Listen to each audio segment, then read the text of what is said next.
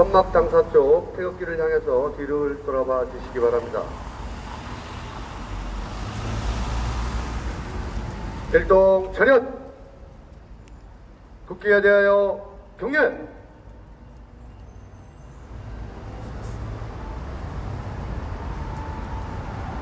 바로 다음은 순국선열 호국영령 및 2017년 3월 10일 공권력에 의하여 살인당하신 5인의 애국 열사에 대한 묵념이 있겠습니다. 일동 묵념.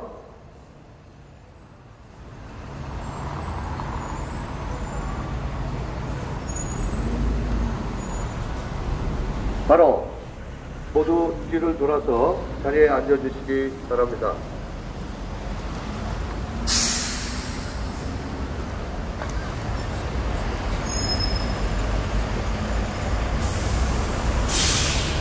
오늘 서울지검 특수이부가 조국의 딸 이티비리 의혹에 관련해서 당국대, 고려대, 서울대 환경대학원, 부산대 의학전문대학원을 압수수색했습니다. 가족 위장소송 의혹 관련해서는 공동학원, 조국 가족사모펀드 비리와 관련해 웰스CNT 본사를 압수수색하였습니다. 통상 검찰 수사 프로세스를 보면 압수수색 이후에 관련된 범죄 피해자와 참고인들을 대대적으로 소환하고 조사하는 절차가 당연히 뒤따르고 있습니다. 조국은 모든 범죄 의혹과 관련된 범죄 혐의자입니다. 범죄 혐의자가 아이 문제는 불철저하고 아니한 아버지였음을 겸허히 고백한다고 끝날 일이 아닙니다. 하물며 범죄 혐의자가 검찰개혁을 원론하는 것은 지나가는 소가 웃을 일입니다. 지금 법무부 장관 후보자 타이틀은 검찰이 공정하고 객관적으로 수사를 진행하는데 엄청난 장애물이 되고 있음은 인지의 사실입니다. 그런데도 검찰 압수수색과 관련해서 조국은 검찰 수사를 통해 사실관계가 조속히 해명되길 바란다는 얼토당토하는 발언으로 마치 결백한 도덕분자 행세를 하고 있습니다. 국민 여론을 조롱하고 있습니다. 검찰 수사가 사실을 명백하게 밝혀내기 위해서는 조국 내정자가 걸림돌입니다. 정말 제대로 사실관계가 밝혀지길 원한다면 법무부 장관 후보자 타이틀을 벗어버리고 자연인 조국으로 돌아가 검찰의 수사를 기다리는 것이 순리 아니겠습니까? 검찰에게 당부하고 싶습니다.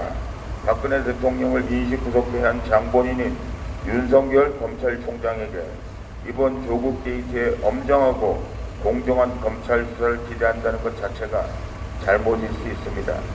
그러나 검찰이 국민의 검찰로 바로 설 수 있는 기회는 지금뿐이라고 생각합니다.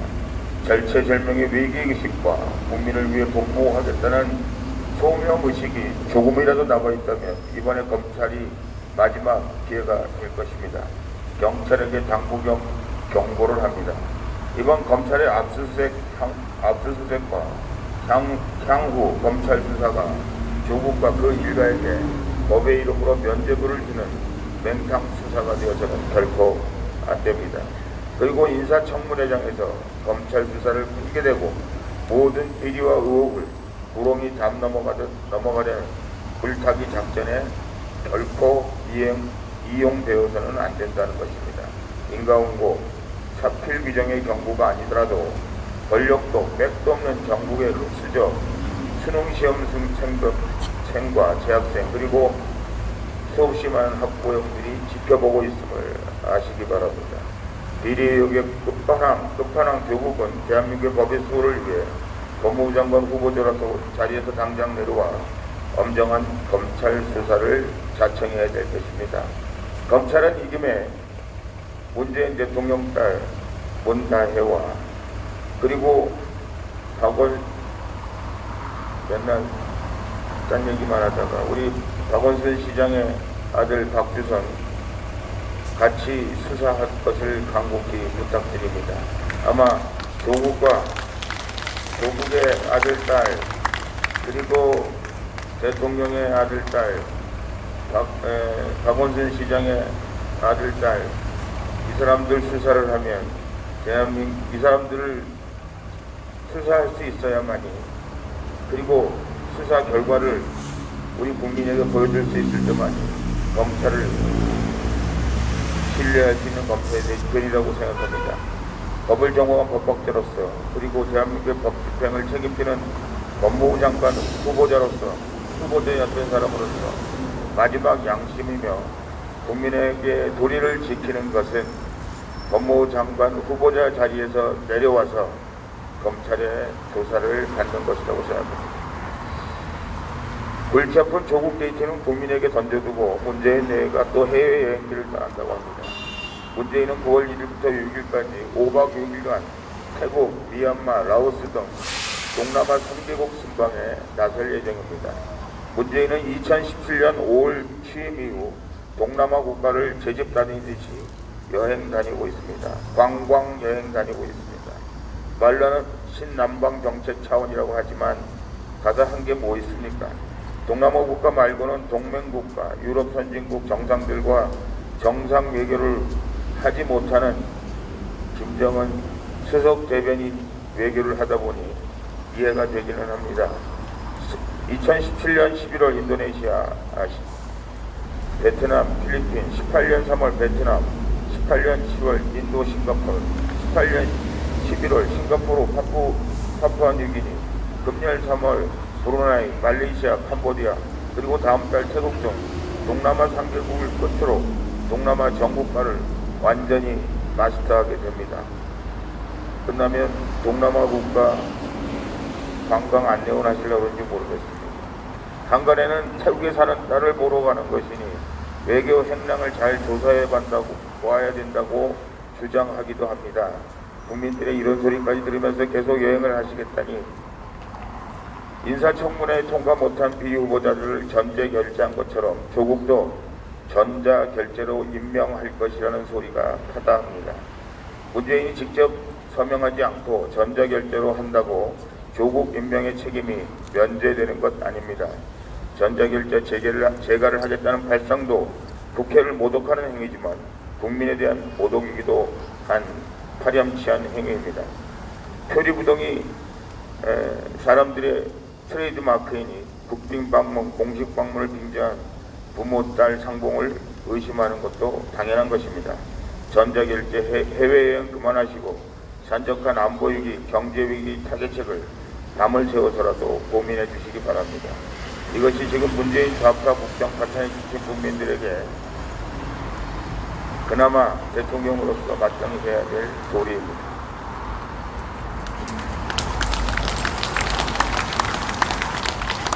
어제 동서울 터미널 서명팀들이 서명 100회차 한다고 저를 꼭 좀 와줬으면 해서 오해 들렸어요. 정말 그 100회차 하는 게 쉽지 않은데 가니까 아주 열심히들 하고 있어 너무 감사했어요. 근데 문제는 제가 그 현장에 마이크 들고 호소도 하고 이렇게 했는데 와서 서명하는 사람들 보니까 다 나이든 아주머니, 아저씨, 할아버지, 할머니들만 하고 그 터미널이라 젊은 친구들이 엄청나게 많이 오는데 정말 참 이 대한민국의 젊은이들이 저래도 되나 싶을 정도로 무기력하고 전혀 아무 생각도 없는 이런 아이들이 되어 있어요. 참 그걸 보면서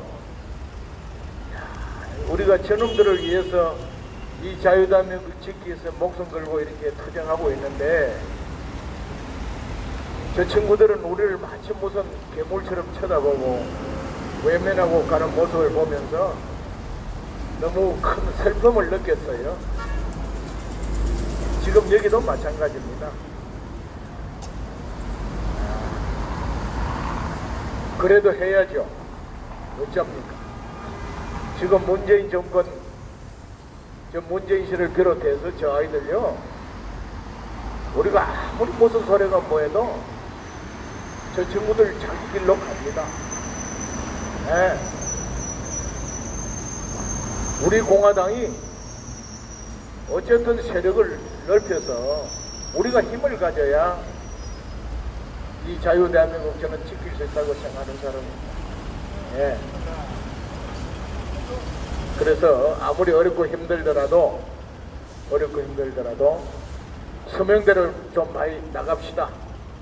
지금 여기 계신 여러분들도 제가 서울시당 맡았을 때 서명대 한 대여섯 곳 하고 있었는데 지금 35곳 이상 늘렸어요. 아주 열심히들 하고 있는데 49개 선거구별로 하나씩 다 하는 게 지금 목표로 해서 하고 있어요. 자원에서 나오십시오. 언론 우리 보도 안 해줍니다. 8.15 하고 나서 저녁부터 부산에서 살고 있는 저희 고향 선배님이신데 정부에 아주 고위직을 하신 분이에요. 저 활동을 아주 관심을 가지고 응원하시는 분인데 한동안 연락이 없었는데 계속 전화가 오시더라 못 받았어요. 그 일요일날 저녁에 겨우 이제 제가 전화를 드렸더니 무슨 일이 있는 줄 알았더니 자기가 8월 15일날 14일날 서울에 무슨 일이 있어서 왔다가 우연히 시청 앞에서 우리 행진을 봤대요. 제가 그 앞에서 가고 있는 모습도 보고 깜짝 놀랐다는 거예요. 그 규모에 놀랐다는 겁니다. 자기는 부산 살고 있는데 언론에 한 줄도 안 나오니까 서울에서 정말 이렇게 큰 많은 분들이 모여서 이 태극기 집회를 하면서 자유대한민국 소를 투쟁하는 줄 몰랐대요. 정부에 아주 일거고이직을 지난 분이에요. 그러니 다른 밑에 사람들은 어떻겠습니까? 더 기가 막힌 것은 국군 기무사가 해체되고 이제 뭐 정보지원사령부를 만들다 보니까 역대 사령관들 또 이 개차만 만드니까 우리끼리라도 한 달에 한 번씩 또는 3개월에 한 모이자 해가지고 한 2차례 모였는데 그분들도 깜깜해요. 내가 아주 실망했어요. 모여 앉아서 하는 얘기가 매 건강 뭐 병원에 간 얘기 뭐 이런 얘기만 하고 앉아 있더라고.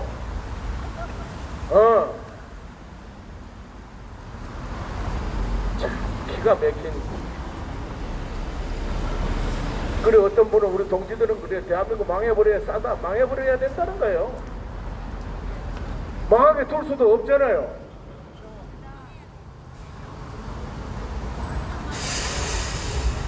다행히 이 불행인지 정말 박근혜 대통령 탄핵이 안 됐더라면요 그냥 우리도 모르는 사이에 솔당 저놈들한테 의해서 나라 넘어갈 뻔했는데 그나마 박근혜 대통령 불법 탄핵으로 인해서 처음에는 그 탄핵이 분노해서 여러분들이 또 박근혜 대통령이 억울해서 또 좀 더 미리 내다본 분들은 이대로 가면은 대한민국이 적과 통일될 것 같으니까 이러한 여러 가지 이유로 벽을 들고 일어난 국민들이 일어났어요. 났는데 지금처럼 열심히 했지만 저는 이 두 가지 사건을 보면서 정말 우리가 좀 더 일어나야 되겠다. 그리고 서명활동을 하면서 입당을 확보하는데 정말 지금보다 더 내가 노력을 해야 되겠다. 저도 이 광화문 텐트 치고 이렇게 있다 보니까 서명대 현장에 잘 못 나가봤어요. 그럼 앞으로 짬을 내가지고 부지런히 돌아다 볼 생각을 어제 다시 했어요. 그리고 이제 젊은이들 외면하지 말고 그 젊은이들이 일어나도록 설득하고 다가가야 되겠다. 다행히 그 조국 사태로 인해서 서울대, 고대를 비롯해서 젊은이들이 깨어나기 시작을 해요. 이런 기회에 우리가 아주 전략적으로 아주 잘 계획을 세워서 젊은이들을 깨어나게 하고 또 깨어난 젊은이들과 깨어난 국민들이 우리 공화당을 지지해서 나라 구할 수 있도록 하는데 더 적극적으로 나서야 되겠다 하는 것을 느꼈습니다. 언론 보도 안 해줍니다. 안 해줘요. 사회 지도층에 있었던 분들도 깜깜은 모르는 거예요. 8.15 지난주에는 다행히 보니까 평소보다 3분의 1이 더 나왔어요. 3분의 1이 더 나왔어요. 이럴 때 우리가 더 열심히 노력해서 우리 공화당 중심으로 태극기 집회 숫자보다 늘려야 100만 당원, 20만 책임 당원, 30만 태극기 집회 이거 열면요 문재인 정권 저게 태도를 바꾸든 안 바꾸면은 안 바꾸고 정말 나라 팔아먹는 상이 오면은 목숨 걸고 싸울 수 있는 거예요. 그런데 그렇지 않고 지금처럼 우리가 열심히 노력하지만 언론에 외면받고 대다수 국민이 모르고 있는 이런 상황에서 우리가 우리끼리만 열심히 고생해봤자 정말 힘들겠다 하는 생각을 내가 다시 해봤어요. 그래서 여러분들 지금까지 열심히 했지만 서명대 서명 현장으로 솔선해서 자기 구 마을에 하세요 하면 서울시당에서는 여러분 신청하면 텐트하고 앰프하고 기타 구성물 지금 만들어서 줍니다. 신청하면 해줄 테니까 우리가 할 수 있는 것은 태극기 집회 열심히 하면서 서명대를 철저히 잘 운영을 하고 그리고 절대 우리끼리 내부적으로 카톡방이나 이런 데서 싸우지 마세요. 카톡방 걸 이런 거는요 공지사항이나 서로 알리고 소식 묻는 걸로 하고 일체 누구를 비난하거나 험담하는 건 하지 마세요. 그거 한다고 밤새우고 있지 마시라고요. 우리 두 대표님들 연설하신 거 우리 당원 동지들이 감동 있게 연설한 거 인터뷰한 거 이런 거를 더 나르는 작업을 그런 걸 하면서 밤을 새워야 됩니다. 그렇게 해서 우리의 활동을 알리고 우리의 당위성과 정의성을 알리고 우리의 지지자를 확보하고 그 당원을 확보하는 그 길에 적극 나서 주시길 바랍니다. 그리고 당비도 또 천만인 선명본부의 그 예산도 더 적극적으로 확보할 수 있도록 하는 그런 노력을 하고 그런 활동을 좀 더 해주시기를 간곡히 당부드립니다. 감사합니다. 예, 아이고. 그 언론 보도는 정말로 잘 안 되네요. 보니까 우리 당에 대해서 탄압의 강도가 더 강해지는 걸 느낄 수 있어요. 또 우리 당이 언론에 보도가 되고 여론조사에 상승세가 있습니다. 그건 이놈들이 그 꺾어버리고 방해하는 것이 다 보입니다. 지금. 이게 현실입니다. 그만큼 우리 당이 문재인 정권을 위협하고 비판하는 당이다. 이것이 이제 인식이 되다 보니까 더 그런 것 같아요. 그 이상하잖아요. 홍콩 사태는 연일 국제 언론에서 많이 보도합니다. 뭐 CNN부터 세계 유수의 언론들이 많이 보도. 우리 당이 하는 태극기 집회는 2년여 140장까지 왔는데 어떻게 보면 굉장한 이벤트고 뉴스거리인데도 국내 언론은 그만두고 해외 언론도 보도를 안 하고 있어요. 또 이상하지 않아요? 저도 좀 많은 생각을 해봤는데 이제 홍콩 사태는 미중 패권 경쟁에서 대만 문제냐면 여기에서 중국 공산당을 결재하는 미국의 의도가 있다면 언론들이 다 그걸 커버하고 연일 뭐 생존기하고 그러는데 우리 지금 대한민국에서 우리가 하는 투쟁은 문재인 주사파 정권이 워싱턴에 뭐 로비도 하고 여기 외신 기자들 얼마나 로비를 하는지 모르겠습니다만 아직 우리 행사에 이렇게 큰 관심을 안 보이고 보도가 안 되는 이런 현실입니다. 이게 빨리 끝나야 되는데 빨리 끝나서 정상적으로 우리가 하는 활동을 평가받고 우리 국내뿐만 아니고 전 세계에 알려지는 그런 환경이 돼야지 여러분들이 노력한 것들이 정당한 보상을 받을 수 있는데 그때 최근에 이제 조국시 딸내미 문제로 조금 보수 언론에서 일부 취재 경쟁하면서 보도는 되고 있습니다만 아직 멀었습니다. 저는 최근에 일련의 사건 중에서도 그 전직 외교관들이 지금 5차 심순을 했어요. 어제 한 걸로 제가 기억하고 있어요. 66명의 전국 대사분들이 대한민국은 비상사태에 있다 이런 제목으로 외교관들이 상당히 보수적이고 어떻게 보면 좀 나서길 꺼려하는 점잖은 분들인데 그러면서도 세계를 무대로 돌아다니다 보니까 국제 정세는 밝고 국민들보다 이런 의미에서 우리 대한민국이 파괴하는 것에 대해서 분노하는 마음이 큰 것 같습니다. 일단 잠깐 저도 어디 관심 있게 봤는데 중요한 내용 중에서는 동맹국인 미국과 사전 협의도 없이 4.27 판문점 선언, 9.19 평양 공동선언, 남북 간 군사 합의 등은 북한과 합을 발표하면서 미국과의 즉각적인 미국의 반발을 샀다 이런 내용부터 해가지고 유엔 체제의 소극적인 문재인 정권, 또 전략 문자를 북한에 제공했다는 의혹도 국제사회 전체의 불신을 초래한 정권에 대해서 우리 국민이 좀 알아야 되겠다. 그리고 일본과는 반일 감정 구성으로 거의 준정치 상태까지 오는 현실을 개탄한다. 미국 주도의 세계 질서에서 우리가 이탈하는 것은 이거는 지금 안 됩니다. 그래서 국가적인 비상사태 직전에 있고, 이거는 미국, 북한, 러시아와 연합하는 것이고 한미일 체제로 이탈하는 현상이다. 미개한 동족조율을 후퇴하는 것이지 우리 자유민주 시민이 갈 길은 아니다. 그래서 앞으로는 문명대, 반문명의 이런 대립구도로 갈 것이다. 그래서 반문명 세력의 흡수대에 사는 것은 대한민국의 불행인 것이다. 이런 이야기를 하고 있어요. 그래서 이제 지난 70년 동안 전 세계가 부러워하는 기억한 성공을 이뤄낸 것은 한미동맹과 한일협력이라는 이른의 수레바퀴 체제인데 그것이 지금 잘 안되고 삐걱거리고 있는 현실에 대해서 국민들은 좀 알아야 되겠다 이런 말씀을 하고 있습니다.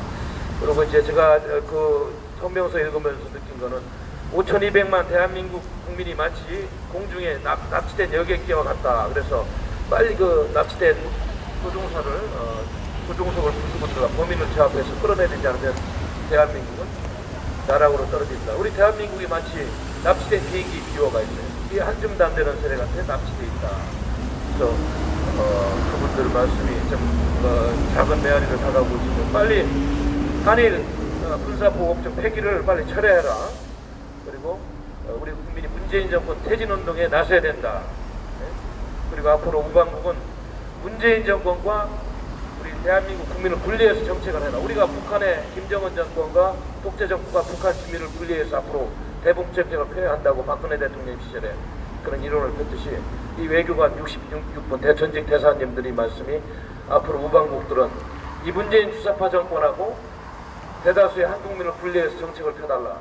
그래서 아주 적나라하게 정말로 외교관들이 점잖은 분들이 보다 못해가지고 이제 4.19보다도 뭐 덜하지 않습니다. 이 정도 어등이면 엄청난 좀 시련이 겪고 있는 대한민국 사회에 대해서 이렇게 일관하고 있습니다. 그래서 하루하루가 지금 어려운 시간들이고 이번 주도 우리 당의 행사가 많습니다. 어제는 우리 창당 2주년 기념 청년들 톡쇼 보셨겠습니다만 참 훌륭하신 우리 청년 당원들 보고 그분들에 대해서 우리 당회가 배려했어야 되겠다는 생각을 많이 하고요. 이번 주 목요일날 박근혜 대통령님 대법원 그 선고 마지막 선고가 있는데 그날 12시부터 집회하고 또 행진하고 와서 마무리 집회하는 일정부터 해서 또 금요일날 창당 2주년 대토론회 문재인 주사파 정권의 폭주를 막을 수 있는 것인가, 우리 실질적으로 우리 공화당이 어떤 역할을 할 것인가 이런 것에 대해서 현실적인 대화를 하는 그런 자리가 있고, 토요일날 1부 집회, 2부 집회 바로 이곳에서 창당 2주년 행사를 검성하게 진행할 생각을 갖고 있습니다. 오늘은 이따가 기자회견 뒤에 팟캐스트를 지난주에 그 장현호 전 정방대학 교수님께서 아주 재미난 말씀을 국가의 위기 상황에서 해주셨는데 오셔가지고 또 못다한 말씀을 좀 분석을 해주신다고 합니다. 그래서 뭐 하루도 그러지 않고 오늘 저희도 109일째입니까? 오늘 109일째 광화문투쟁 여러분들 정말 고맙습니다. 그리고 우리가 투쟁을 마치는 그날까지 건강을 잘 지키셔야 될 것 같습니다.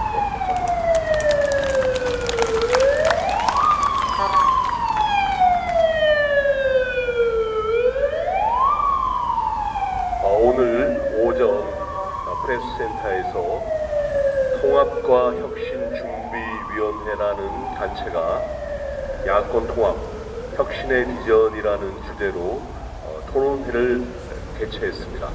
그 자리에 황교안 자한당 대표, 나경원, 김병준, 오세훈, 원희룡, 그리고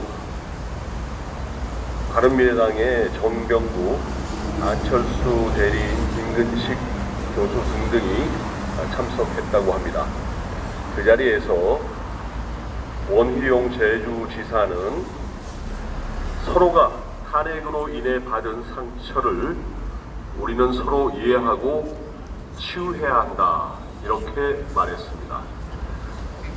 아니, 박근혜 대통령에게 있지도 않은 온갖 혐의를 다 뒤집어 씌우고 탄핵을 강행하고 지금 감옥에 보낸 사람들이 도대체 자기들이 무슨 상처를 받았다고 서로 받은 상처를 이해하고 치유해야 한다고 말하는지 정말 이해하기 힘듭니다. 전국수석 여러 번 하셨는데 어떻게 이런 부분에 대해서는 판단력이 그렇게 떨어지는지 참 원희룡 선배한테 묻지 않을 수 없습니다. 대구시장인 자한당 소속 권영진 시장은 탄핵 책임 공방은 중지하고 역사의 평가에 맡겨야 한다, 또 이렇게 얘기했습니다. 왜 이 사람들이 자꾸만 탄핵 책임 공방을 중지하자 이런 얘기를 합니까? 이 자리에 계신 홍문종 대표님이 자유한국당에서 계속 주장하고 황교안 대표에게도 그렇게 또 김병준 비대위원장 모든 분들한테 그렇게 강하게 필요성을 역설했던 탄핵 백서가 정말 정리가 되면 그 당시에 어떤 일이 있었는지 낱낱이 밝혀지고 그 책임에 대한 공과가 분명해지고, 그래서 자기들이 정치적인 책임을 질 수밖에 없다는 것이 백일하에 드러나기 때문에, 그렇기 때문에 자꾸만 이제 탄핵 책임 공방 그만하고 서로 사이좋게 지내자 이렇게 자꾸만 나오는 겁니다. 그런데 정말 우리가 통합을 위해서는 그때 정말 어떤 일이 있었는지 잘 모르지 않습니까? 정확하게 낱낱이 다 좀 밝히고, 그래서 잘잘못을 좀 따질 건 따지고, 그래서 책임질 사람은 좀 책임지고, 그럴 때 그 반성과 책임 위에서 우리가 마음도 열고 또 하나로 힘을 합칠 수 있는 그런 것 아니겠습니까? 그렇기 때문에 자꾸만 탄핵 책임 공방 그만하자, 이제 서로 상처를 서로 받았으니까 이해하고 하나 되자, 이런 좀 도깨비 같은 얘기 좀 그만하시고, 뒤늦었지만 지금이라도 자유한국당 이하 모든 보수파라고 자칭하는 분들은 이 탄핵 백서 작업에 동참해 주실 것을 강력하게 촉구드립니다. 그런데 이런 움직임을 정치적으로 사실 좀 후원하는 데들이 있습니다. 일단 조선일보가 아마 내일 이 부분을 좀 크게 좀 보도할 겁니다. 왜냐, 조선일보 역시 박근혜 대통령 탄핵 당시에 자기들이 또 앞장서서 일들을 헛소문들을 많이 이렇게 또 만들어내지 않았습니까? 자기들 역시 어찌 보면 탄핵 당시에 이 공범자들이기 때문에 자기들 죄도 묻어가려고 이런 목소리들을 좀 크게 보도해 주려고 하는 것 같습니다. 또 이제 소위 시민단체, 사회단체, 문재인 탄핵 1천만 서명운동이라는 단체가 갑자기 또 생긴 것 같습니다. 우리 이 허평한 대표님 계시지만 천만인 오제석방 본부는 우리 박근혜 대표님의 정말 억울한 그런 누명, 그리고 잘못된 탄핵, 이 부분들을 밝히고 오제석방을 위한 어떤 서명운동 아닙니까? 우리 이 서명운동이 상당히 공감대를 형성해 가니까 무슨 이런 비슷하게 유사단체 비슷하게 들고 나오는데요. 실제로 이 주도하는 사람은 여러분도 잘 아시는 김무성 대통령 만들어야 된다라고 강론하시는 이 정강훈 목사입니다. 이분들이 또 돈이 많다 보니까 10월 3일 날 또 이곳에서 지난번 8.15 때 했듯이 그날 뭐 문재인 탄핵 국민대회 한다 이렇게 조선일보 통광고, 전면광고까지 냈습니다. 전면광고 그런 거 한번 내려면 뭐 2천만 원 이상씩 드는데 돈이 많으니까 이제 그런 일들을 하시는데요. 결국 이런저런 움직임들을 하나로 이렇게 종합해 보면 그 배후랄까요? 바탕에는 결국 김무성 등 탄핵 주도 세력이 그 배후에 또아리고 있습니다.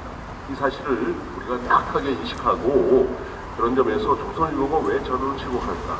그리고 뭐 우리 유사단체인 문재인 탄핵 1천만 서명운동 이런 데가 왜 또 갑자기 생겼을까? 이런 부분에 대해서 우리 당원들과 정말 애국 국민들께서는 정확히 헤아려서 주변 분들이 좀 헷갈려하면 정확하게 좀 설명을 해 주실 것을 당부드립니다.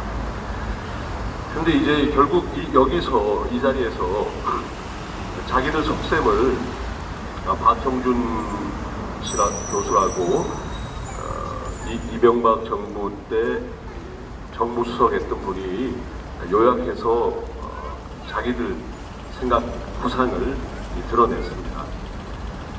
박형준 씨 얘기에 따르면 자유한국당이든 바른미래당이든 황교안, 안철수, 유승민, 오세훈, 원희룡, 김병준, 홍준표 등 누구도 홀로 서기로는 미래가 없다.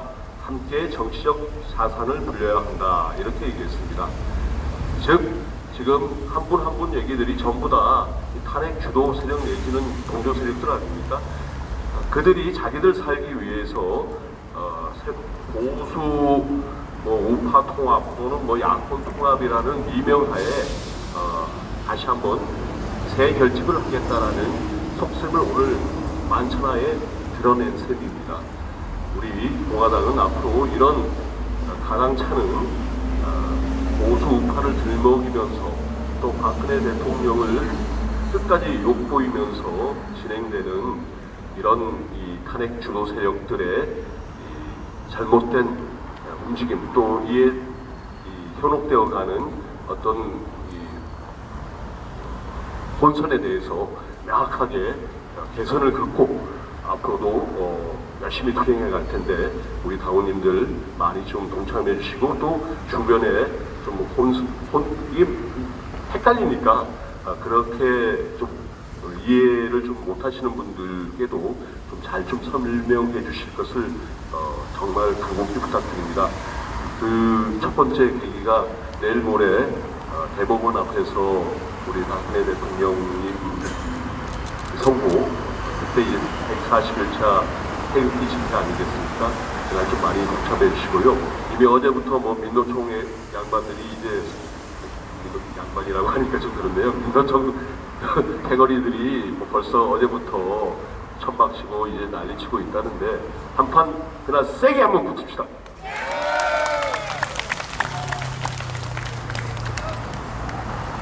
네, 그냥 오늘 조용히 넘어가려고 그랬는데 우리 또 신임 사무총장께서 우리 탄핵에 관해서 말씀을 하셨어요. 근데 그 이른바 야권 모임에 우리 빠져 있는 거 아시죠? 자기들끼리 모여서 커튼 닫고 뭘 해보자, 탄핵 묻고 넘어가자, 그런 얘기를 한다고 그래요. 근데 어제 오늘의 일도 아닙니다, 사실은. 여태까지 계속 진행되어 오갔던 일이고요. 그 사람들 입장에서는 우리만 없으면 얼마나 좋겠어요. 우리만 없으면 저들이 묻고 가자 그러고 지금 문재인 지금 저렇게 그 개판 치고 있는데 이거 정권 뺏어 오면 정말 좋겠는데 우리가 눈에 가시처럼 보이지 않겠어요. 어찌되었든 제가 언론사하고 인터뷰도 했고 또 제가 연설도 했고 여러 번 했습니다만은 저 사람들이 모여서 문재인 타도를 한다고 칩시다. 한다고 치자고요. 만약에 문재인 타도를 한다고 쳐도 저 사람들은 대한민국의 보수 우파를 지킬 능력이 없는 사람들입니다. 조금만 더 시련이 오면은요, 우리 보수 우파가 결국 뿌리째 뽑히게 되는, 저 사람들을 그냥 놔둬가지고 저 사람들을 보수 우파라고 했다가는요, 대한민국의 보수 우파가 그나마 남아있던 보수 우파가 뿌리째 뽑히는 결과를 초래해요. 그렇게 되면 이제 다시는 보수 우파가 이 땅에 존재할 수 없는 결과를 초래한다. 저는 확신하고 있습니다. 그래서 저 사람들이 말하는 탄핵을 넣고 지나가자, 옮돈 일로 하자. 아니 그게 500년 전 일입니까? 1000년 전 일입니까? 바로 엊그저께 있었던 일이에요. 그리고 보수 우파의 정체성과 관계된 일입니다. 그래서 이거를 그냥 우리가 덮고 지나갈 수가 없는 거예요. 그래야 대한민국 역사에도 우리가 기록을 남길 거 아니겠습니까? 그리고 후대들에게도 이런 잘못을 더 이상 범하지 않도록 해야 되지 않습니까? 아니 지금 대통령이 뇌물죄가 없다고 밝혀지고 있는데, 대통령께서 국정농단이 없다, 뇌물죄가 없다, 가장 검소한 대통령이었다, 지금 문재인이 하는 것이 박근혜 대통령 하는 거에 전부 반대로 거꾸로 하고 있다, 그래서 이 새끼들이 정권 탈취했다 라는 게 밝혀지고 있는데 아직 탄핵에 대해서 얘기하지 말자, 이게 말이 됩니까? 그리고 지들끼리 모여서 무슨 야권 토론을 하겠다는 거예요. 제가 한국당에 있을 때 가장 좌절했던 것이 그거예요. 오죽하면 우리 탄핵을 찬성했던 사람들, 니들 잘못했다고 좀 해라. 그러면 니들 저 자국지를 사랑하는 사람들, 보수 우파를 지켜온 사람들한테 큰절하고 정말 잘못했다고 하고, 그리고 우리가 보수 우파 제거하는 대열에 우리가 그나마 니들을 참여시킬 수 있는지 없는지 여부를, 그래도 용서받을 수 있는지 없는지 여부를 그 사람들에게 묻고, 그 사람들이 용서한다고 하면 니들이 거룩한 정말 위대한 우리 혁명군 사업에 니들이 참여할 수 있도록 하겠다, 그렇게 얘기하고 있는데, 이 자식들은 어떻게 우리만 없으면 지들이 뭘 어떻게 해볼 것 같으니까, 문재인이 하도 족쓰고 있으니까 우리만 없으면 어떻게 해보겠다고 맨날 뚝딱만 대는 거예요. 거기서 이름 거론되는 놈들 다 탄핵한 놈들 아니야. 앞장섰던 놈들 아니야. 그런데 탄핵 앞장섰으면서 저한테 한 얘기가 뭔지 아세요? 어떨 때 전번에 통합한다고 모여서 보니까 자기들한테 와서 탄핵의 부당성에 대해서 얘기한 사람도 없고, 울 사람도 없고, 탄핵에 대해서 반대를 진지하게 한 사람도 없고, 아이고 정말 그 소리가 말소리인지 개소리인지 소소리인지. 탄핵을 하겠다고 법석을 떨어서 저희가 무슨 짓을 안 했겠어요? 그래놓고서 이제 와가지고 탄핵에 반대한 사람들이 그냥 가만히 있었다, 뭘 어떻게 했었다. 예, 반대해준 것만 해도 감사한 일이고요. 그때 반대하지 않은 애들은 아니 그렇게 해가지고 촛불에 본인들이 스스로 한 얘기예요. 촛불에 대통령이 청와대에서 끌려나와서 머리채 끌려서 광화문 광장에 끌려다닐 것이다. 그리고 여의도는 불탈 것이다. 완전히 대한민국이 무정부 상태가 되고 그야말로 혁명정부가 들어서서 대한민국은 우리 좌폭 보수 우파 자한당 시도 찾아볼 수 없을 정도로 뿌리채 꼽히는 그런 결과를 초래했을 것이다. 그래서 자기들이 합법적으로 탄핵을 하는데 자기들이 참석했고, 그래서 그나마 오늘 자한당이 있다. 이 새끼들은 니들 없는 게 훨씬 나아. 근데 다 불타는 거 훨씬 나아, 이 새끼들아. 나쁜 놈들은 말이야. 그러나 여러분, 지금 저놈들이 하는 그 이 작태가 만만치가 않아요. 지금 좌파 자체도 만만치가 않은데요. 저 태극기 이름을 들고 탄핵 묻고 그냥 문재인 타도하는 데는 어떻게 해보자 하는 놈들의 세력이 만만치 않다니까요. 저 앞에 보이는 저 신분도 그렇고요. 돈도 있고요. 그나마 우리 보수우파, 지들이 보수우파라고 하는 놈들이 커넥션도 있고요. 이것저것 자기들이 가지고 있는 게 많아요. 우리 8월 15일 날 집회에 나온 사람들이 그날 8월 15일 날 나온 사람들이 놀랬다는 겁니다. 태극기가 이렇게 많은 사람들이 와서 문재인 정권 타도를 외치고 있구나. 놀랬다는 거야. 첫 번째. 두 번째 놀란 건 태극기가 이렇게 들고 있는 사람들이 많은데 왜 갈래가 그렇게 많은가. 우리 빼먹더라도 자 대학문도 있고 동아면세점도 있고 교보문고도 있고 원목사도 있고 웬 양아치도 있고 웬 사람들이 이렇게 태극기를 든 사람들이 그렇게 다양하게 많은가. 우리가 태극기를 든 사람들의 대부분이 우리라고 얘기할 수 있지만 객관적으로 그날 한국 땅에서 태극기 들고 나온 여기 그날 집회하러 온 사람 숫자가 만만치 않았다는 거거든요. 저희가 위대한 정말 혁명과업을 지금 혁명군 여러분들께서 지금 치르고 있는데 이 싸움이 만만치 않은 겁니다. 제가 전번에 토요일 날 피를 토하는 심정으로 말씀드린 거예요. 이제 목숨 걸어야 된다. 우리 태극기도 지금 하나가 되고 있지 못해요. 맨날 뒤에서 뭐라 그러고 우리를 무슨 이상한 사람들로 생각하고 우리가 옳은 거 맞아요. 우리가 이기는 것도 맞아요. 근데 100년 후에 이기면 어떡합니까? 50년 후에 이기면 뭐예요? 나라가 다 공산화되고 역사책 속에 한 줄로 그때 그 사람들이 옳았다. 나라가 이렇게 망했다. 그때 그 사람들은 옳은 길로 가지 않았습니다. 그래서 우리가 그렇게 안 되게 하기 위해서 우리가 목숨 걸고 해야 된다 라는 말씀을 드리는 겁니다. 이 상황이 만만치 않아요, 여러분. 우리가 그냥 이길 수 있는 싸움이 아니에요. 목숨 걸고 해야 되는 싸움이다. 그래서 이 싸움이 정말 중요한 싸움이고 꼭 이겨야 되는 싸움이다. 지금은 우리 내부의 갈등이 더 심해져요. 이제 야권들이 이제 문재인이 저렇게 난리를 치고 있으니까 아까 얘기한 사람들 우리 사무총장께서 말씀하신 분들이 계속해서 나와서 어쩌고 저쩌고 얘기할 겁니다. 그런데 그 사람들이 얘기해요. 좋아요. 그 사람들이 얘기하는 사람들이 마치 대다수인 것처럼 그나마 남아있는 보수 언론이라고 하는 사람들이 그 사람들 편 들을 거예요. 또 그 사람들 주변에 또 사람들이 많이 모일 거예요. 그리고 우리 보러 옹졸한 사람이라고 그러고 역사의 미래를 내다보지 못하는 사람이라고 그러고 그리고 무슨 탈레반 같은 사람이라고 그러고 아마 우리를 그렇게 경멸하고 멸시하고 저주하고 그럴런지 몰라요. 그걸 우리가 이겨내야 되는 겁니다. 왜? 우리가 옳은 일이 있기 때문에. 그리고 그러지 않고는 우리 대한민국의 미래가 없습니다. 그러지 않고는 우리가 이 싸움에 이긴다고 해도 결국 최후의 승자가 되지 못하기 때문에. 그래서 저희가 여러분에게 간곡하게 당부의 말씀드리고 지금 다 우리가 투쟁 의지를 가지고 투쟁해야 된다.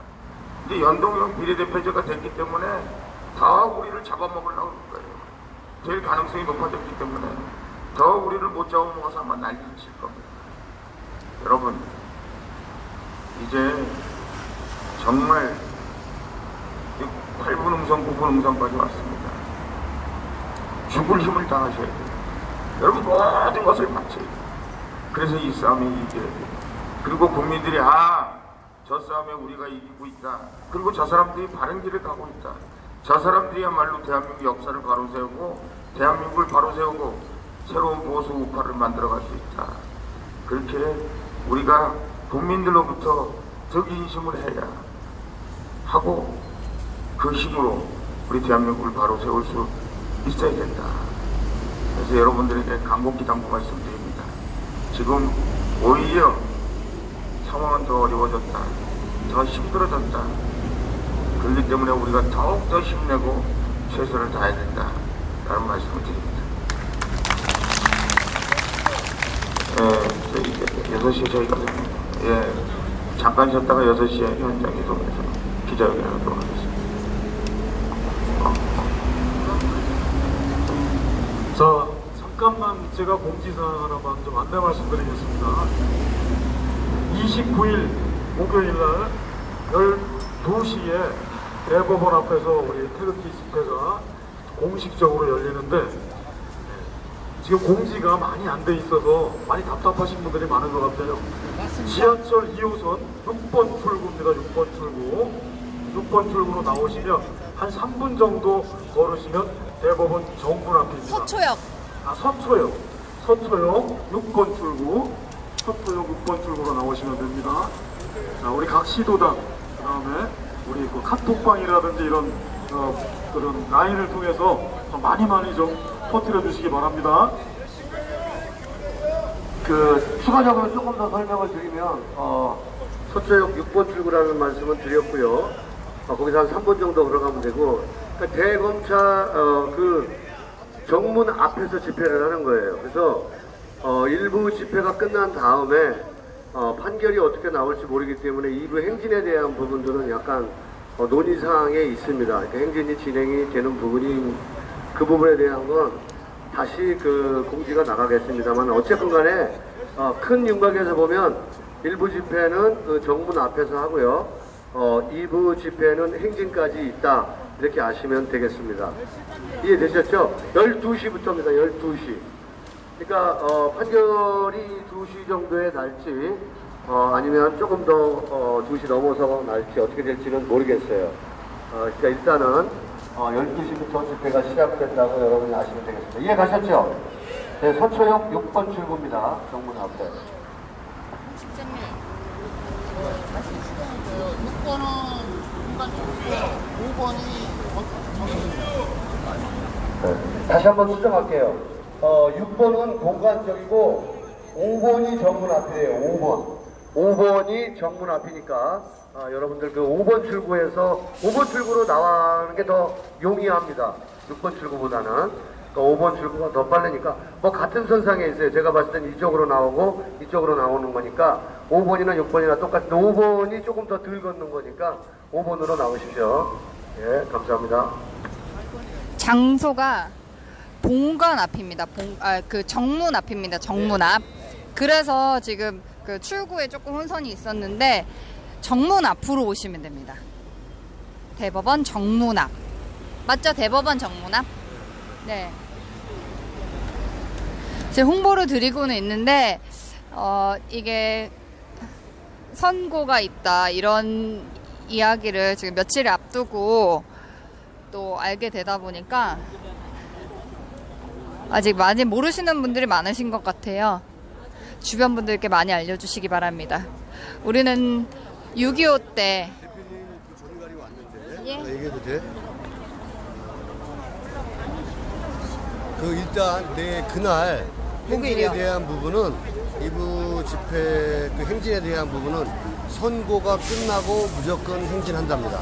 이렇게 아시면 되겠습니다. 일부 집회 진행 중에 선고가 나올 거예요. 그러면 그 선고가 끝나고 행진을 한다고 하니까 우리 당원 여러분들은 착오 없기를 바라고요. 실무진들은 그렇게 준비를 하겠습니다. 네, 고맙습니다. 선고 끝나고 바로 행진하세요. 무조건 선고가 있으면. 지금 우리가 아무래도 텐트 투쟁이랑 또 지금 간절기예요. 가을이 벌써 왔는데요. 간절기다 보니까 솔직히 저도 그렇습니다. 몸도 아픈 데도 생기고 마음도 싱숭생숭하고 자꾸 부정적인 생각만 들고 좀 지치기도 하고요. 그래서 주변 동지분들이 많이 지치실 수가 있어요. 저도 요즘 아파서 사실 치료를 받으러 다니고 있어요. 몸이 너무 아파서. 그래도 여러분들께는 최대한 제가 어두운 부분이나 이제 지친 모습을 보여드리지 않으려고 하는 게 전염이 되기 때문에 우리 동지님들께서 혹시라도 힘드시거나 하시면 맛있는 음식, 몸에 좋은 음식 드시고 힘내셔야 합니다. 우리가 6.25 때 그랬던 것처럼 중공군이 그랬던 것처럼 우리는 지금 인해 전술 말고는 최선의 방법이 없다고 해도 과언이 아닐 것입니다.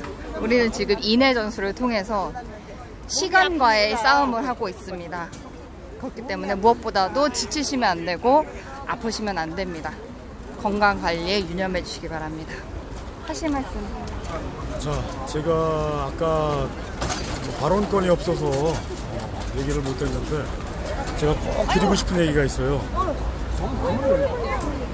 이번 29일 대법 판결은 우리가 악법도 법이다 이걸 인정하고 우리는 무죄 석방이라고 외친 3년의 총결산의 날이다. 이번 대법 판결은 유가 됐든 무가 됐든 무조건 이루어져야 된다.